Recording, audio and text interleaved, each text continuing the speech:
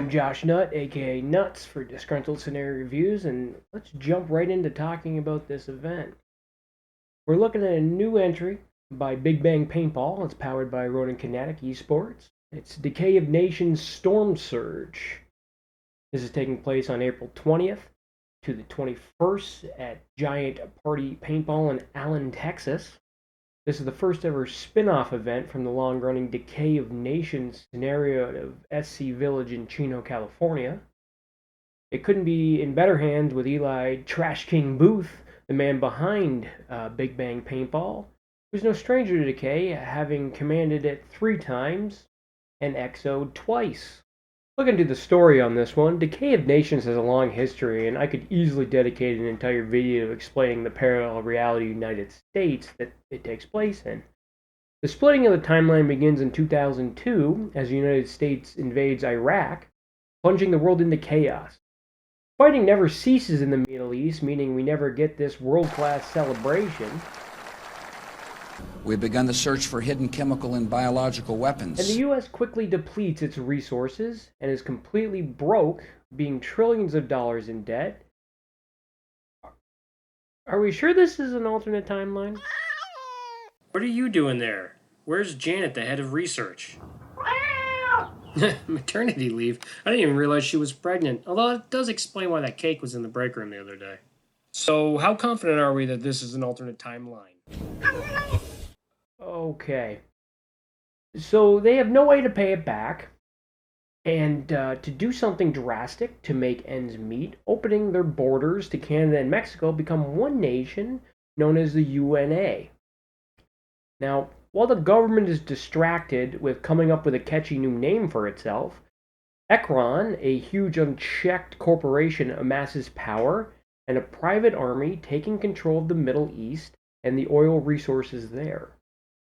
Decay often included other factions like North Korea or the Catholic Church, but I always saw UNA and Ekron as the main actors in this drama whenever I see coverage of the game.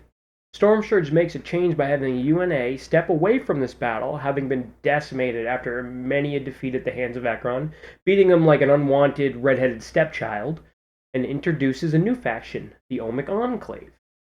So fast forward from the brightest part of this timeline in 2002 to the present, where a new battle is forming in a mostly unrecognizable post-apocalyptic Texas. The Omic Enclave, having learned how to use the Elbit nebulite to harness a lightning and even control the tempest-like storms and their movements. A large tempest has basically been in the Midwest for quite some time. People didn't even think it was inhabitable. They've long used this power to hide themselves in the former Midwest, United States, around the Great Lakes area, deciding they can no longer stand by as Ekron attempts to control the weather with its new Atmos system and continue to devour the world. They move south under the cover of storms, cloaking their numbers and mechs until it's too late for Ekron and the battle begins. The main and only objective for both sides is control over the 15 launch control terminals, as during the anarchy of this battle, satellites are being launched, one every 15 minutes.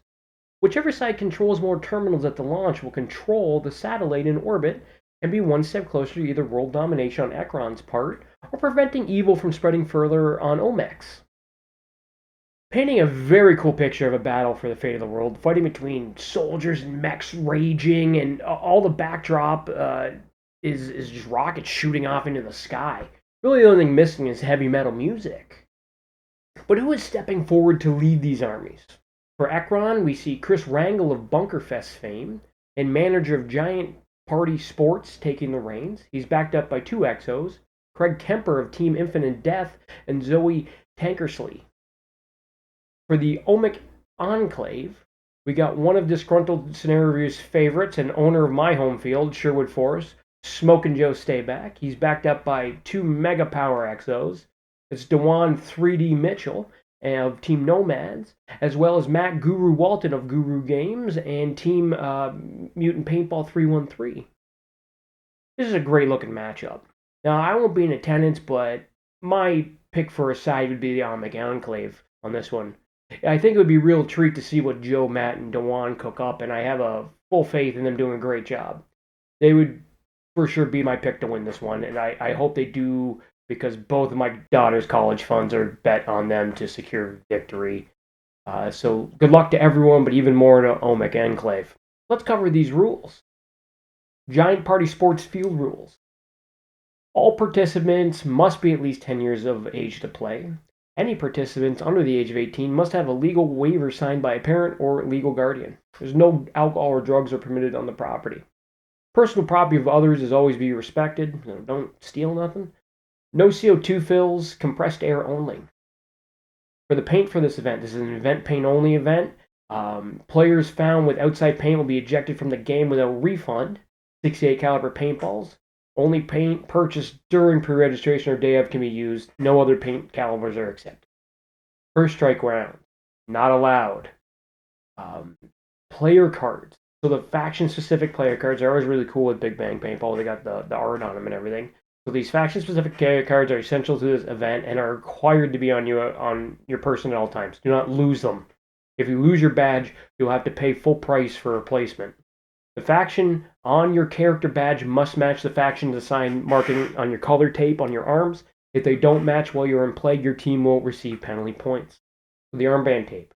Players will be identified by colored marking tape, which will be handed out to you by your commanders. It can be worn on both arms, on the front and the back of the mask. Team colors must be worn at all times. Paintball markers. So any commercially produced, commonly available 68 caliber paintball markers may be used. Semi-automatic only. No ramping or full auto. Velocity must be at or below 285 feet per second. All markers must be chronographed Saturday and Sunday morning. Each marker will be individually tagged each day. Refs will perform in-game spot checks throughout the event. If your marker is above 285 feet per second on a spot check, the first time you're sent off the field to fix it. The second, you're removed from the game. Your name will be wiped off the leaderboard, and possible score penalties will be assigned to your team. Barrel blocking devices. All paintball markers must have a barrel sleeve / barrel sock for covering the end of your barrel in all non-play areas. Barrel plugs are acceptable if they have an attached bungee cord. Squeegees and barrels are not acceptable.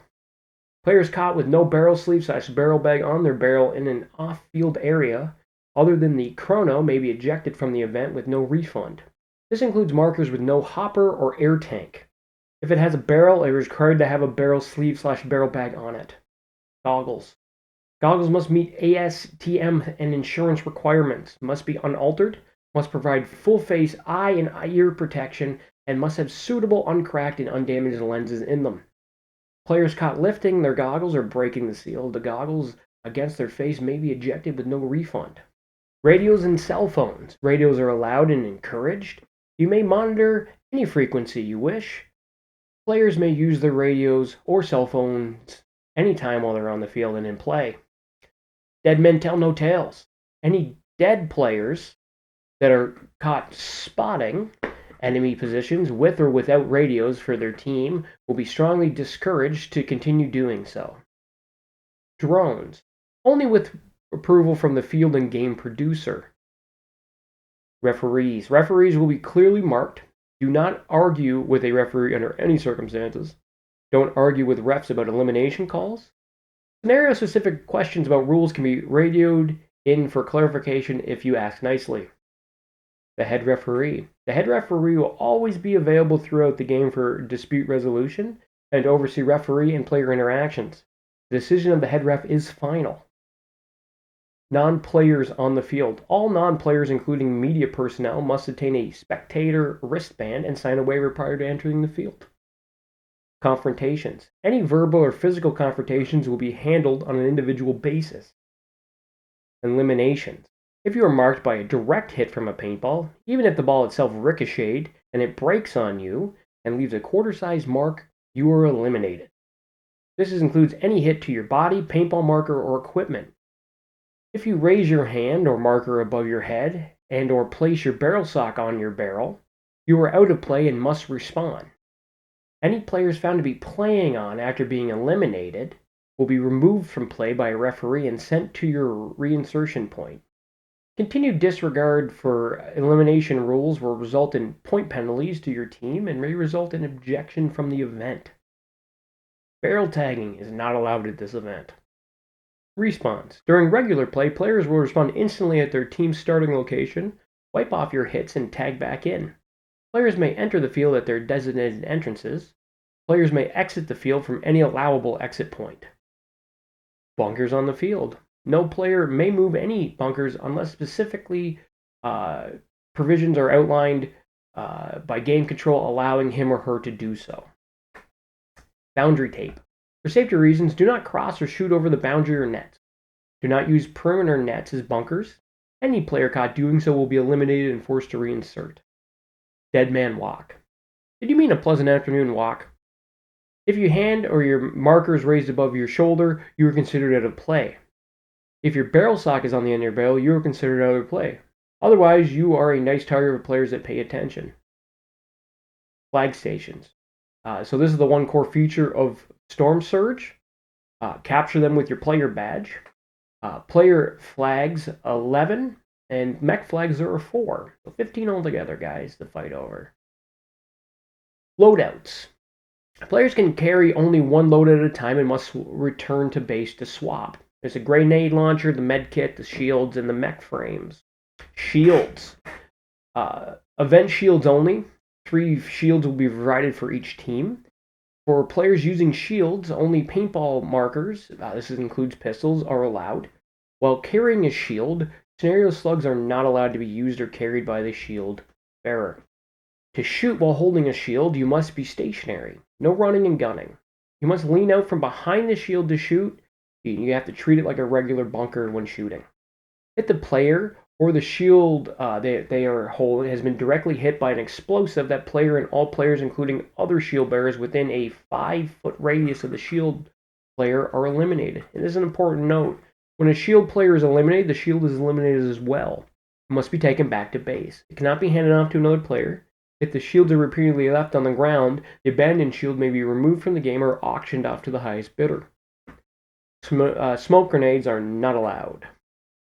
The scenario slugs, a couple different color variations here. The yellow slugs can be used by mech pilots to eliminate other mechs. Any hits count.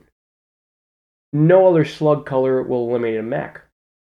All other colored slugs can be used by players as a traditional grenade launcher. So the grenade launchers. Only scenario slug kits launched from a paintball marker allowed at this event. Can only carry 2 rounds at a time. Yellow slugs are inert. All other colors work. Must return to base to reload. You cannot pick up used rounds. You come to the game control to pick up expended rounds. There's a 5-foot kill radius. This is at the discretion of the ref. Don't argue if you disagree. Just take the walk to respawn. Only direct impacts on structures or shields count. Structures include mounds. Only the first impact is counted. It is the bounce off the ground. It is a dud. All players in small buildings / bunkers are eliminated. Players directly behind the impact of a wall of a larger structure are eliminated. So this is very critical. You must call your shots by having a ref witness the impact of the grenade round. If they don't see it, it doesn't count. Do not argue over this, or the privilege of using a grenade launcher will be removed. You also must give refs enough time in between grenade impacts to eliminate players and witness successive impacts.